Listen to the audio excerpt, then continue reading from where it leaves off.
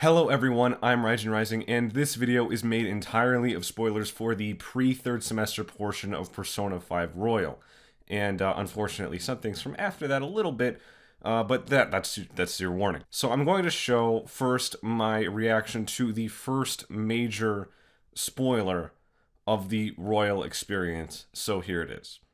There's no need for that. Yo! Yo, what's up? If they get their hands on the perpetrator, don't worry. I'm the real deal.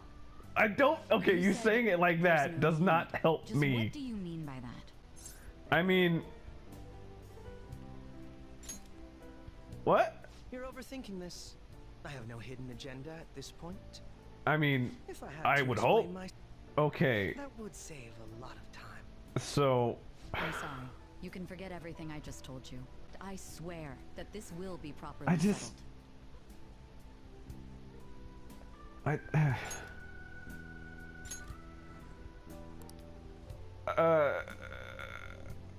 This must be how things were supposed to happen, surely, right? This video is essentially a time capsule of where I was at before starting the third semester. I'll try to keep a lot of things brief while getting through as much as I can, so expect a lot of jump cuts. Like, a lot. Like, a lot. I also have notes down here, so I'm trying to still get used to face cam of reading and looking up, so bear with me on that.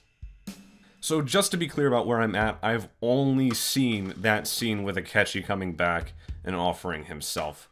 And, well, I did also see the Christmas turkey scene with Futaba.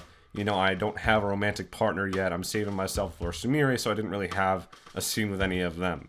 So now to talk about the story, I really did love all of the new content that we got with this story, but ultimately it was only crumbs in comparison to 90 hours of a gaming experience that you get up until you start where Royal hits.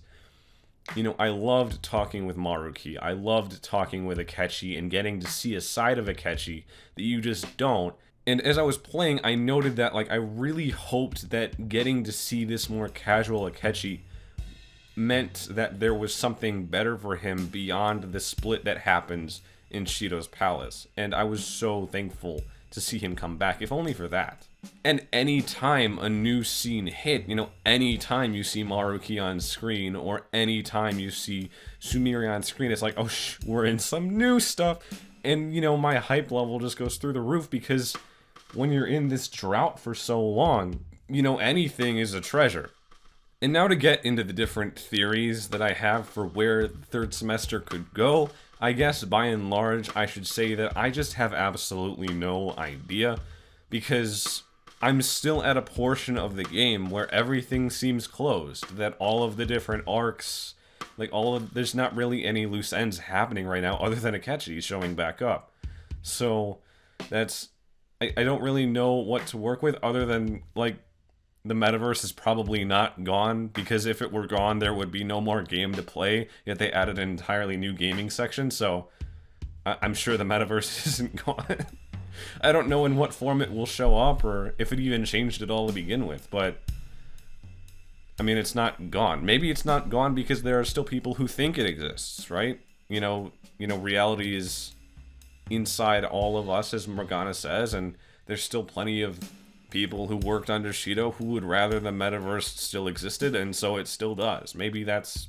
I kind of assume that, you know, with Shido out of the picture, well, we still have to kind of deal with all of his lackeys, because I doubt we changed any of their hearts. We changed Mementos. We didn't change anybody whose desires were distorted in ways other than what Mementos was doing. I feel like so many of Shido's accomplices still had palaces. So if Mementos isn't gone, or if the people found a different thing to latch onto and make a treasure, that there's still a lot of work to be done. And I would have hated to only have used Sumire's persona in 2 fights throughout the entire gameplay experience. So, I mean, clearly they wouldn't be building up her as having a persona, as having bless attacks and all of this stuff, and having her own all-out attack screen, you know, for us to not really actually use it beyond the introduction scene and the scene where she awakens to her persona. So I'm sure there's more for her. And I've been trying to play a little game with you as I've been making this video, because I'm not at a point yet where I'm supposed to know that her name is Sumire. I'm not supposed to know that, and it's unfortunate, because you can't go online and look at anything about Persona 5 Royal and not see Sumire, where Kasumi's name should be. And a lot of that is kind of my fault, and there were some spoilers that I thought I had that it turns out I didn't. Like, I thought maybe Sumire would have been the result of a fusion in the Velvet Room, based on, like, some footage that I saw, and I clicked away from as soon as I could, but I'm pretty sure that was just Lavenza, so that's nice. But the identity swap is definitely something that, unfortunately, I have the ability to even theorize about, because you're not supposed to know anything about Kasumi's sister, other than that she's dead, at where I'm at right now. And I get the idea that as soon as you do anything with Kasumi in this game, you learn about Sumire. I don't know. I hope it's not the one big reveal that you have after Akechi. Like, I hope there's definitely so much more. I know, regardless of how it happens, I'm sure I'll love it, because I don't know the constraints. I have so little context to any of this other than the name. But there is a good amount of breadcrumbs for Kasumi, the person that I know as Kasumi, having some sort of connection to maybe Igor's game that's probably not finished yet, you know? I mean, he's gone, but like, what? There's something, maybe he's like, I don't know what's going on with him, but maybe, you know, he's not out of the picture yet. You know, there's so much happening with Kasumi that she didn't feel right in her own body when you first meet her. That she eats enough for 2 people. That her phone was extremely wonky for an extremely long amount of time and she just didn't get it fixed. And even if she did get it fixed, it probably wouldn't have actually fixed. And her outfit to me is like she's a female Joker. You know, I look at her metaverse outfit and she looks like a female Joker to me. I don't know what to do with that information, other than the fact that she's probably a part of some game. But, you know, you have An, you have Makoto, you have, you know, especially Futaba and Haru, and everybody looks aesthetically different. Like, their aesthetic design conventions for their metaverse outfits look entirely separate from what Joker is wearing.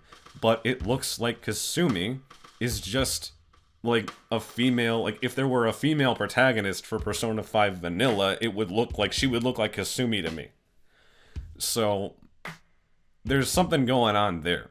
So again, I have no idea what to do with any of this information, and as much as I feel like I've been spoiled, I probably honestly haven't been. I know that Kasumi died in the train crash at the beginning of the game. The actual Kasumi. And she had brown hair at the time. So moving on to Maruki, you know, don't think it was lost on me that he knew Kasumi at the beginning of the game. The actual Kasumi or Sumire, I don't know, but he knew one or both of those girls before the game actually starts. Before that they both arrive at Shujin, he knew them, or one of them. You know, don't think it was lost on me that in the palace where Kasumi awakens to her persona, don't think it was lost on me that there was a lot of cognitive science research boards around the gaff, so I don't know if that has anything to do with Maruki, but it probably does. And even if it doesn't, I'm sure Maruki would have a field day in there. And as far as, again, talking about Akechi, in some part of me knew that he would come back, that he would play a larger role in the game. Because, you know, especially seeing him get his own confidant, like, ranks, like, entirely new confidant scenes to begin with, that in itself sets something off, because if they didn't want him to come back, they wouldn't have changed anything about the way that he left. And then, especially that cafe scene with him and Kasumi and you again, like, there's so much there that wouldn't have happened that I'm sure that was the building blocks, like the first building blocks for scenes that are going to happen in the Royal third semester experience as well. And again, that's not saying I have any idea of how this is actually going to play out, but we definitely fought a cognitive version of Kasumi's father. He wasn't wearing red glasses because he had a mask on in Shido's palace, but we definitely fought him. And the moment that I see a man wearing red glasses, he's gonna be real sus. And I'm sure that, you know, watching this, if you have played, you're probably thinking this guy has absolutely no idea. And I have absolutely no idea of anything that's going to happen, regardless of how much I think I know. And even if I knew everything, I'd probably still just have hype levels through the roof of how it actually happens. Just seeing it happen is probably going to still make me excited beyond a point where I thought I would be. So everything's well and good regardless of the fact that I know Kasumi. You know, either way, Morgana says that everyone is living in their own realities. Mine is clearly different from yours, even though it's not as different as I would like it to be. And I really wanted to share my reality with you. I really wanted to stream this game, but unfortunately, I've heard that everything in the third semester is a blocked scene when it comes to PlayStation 4, and as much as I'm glad that they, you know, lifted a lot of the block for the content that is, you know, considered vanilla from the Royal experience, I'm glad that I was able to, you know, share some clips on Twitter recently, but as much as I would like to stream it, I'm just not going to be able to. I have absolutely not started building a computer yet. You know, I did get this for Christmas. This is 16 gigs of DDR4 RAM, and you ever feel like somebody spent way too much money on you? Asking for a friend. So that's about it. If I have anything else to add, I'll put it in a pinned comment, so don't consider yourself done watching this video until you scroll down and go read it. I've also made a couple other videos with Facecam recently, so go ahead and check them out here. This one is my 2020 perspective on the year 2020 for my channel, and this one is going into my creative process and also sharing a lot of what has inspired me, a lot of different people, YouTube creators that have inspired me over the past couple years. So go ahead and check those out. Like and subscribe. I'll see you next time. I'm Raijin Rising. Have a good one.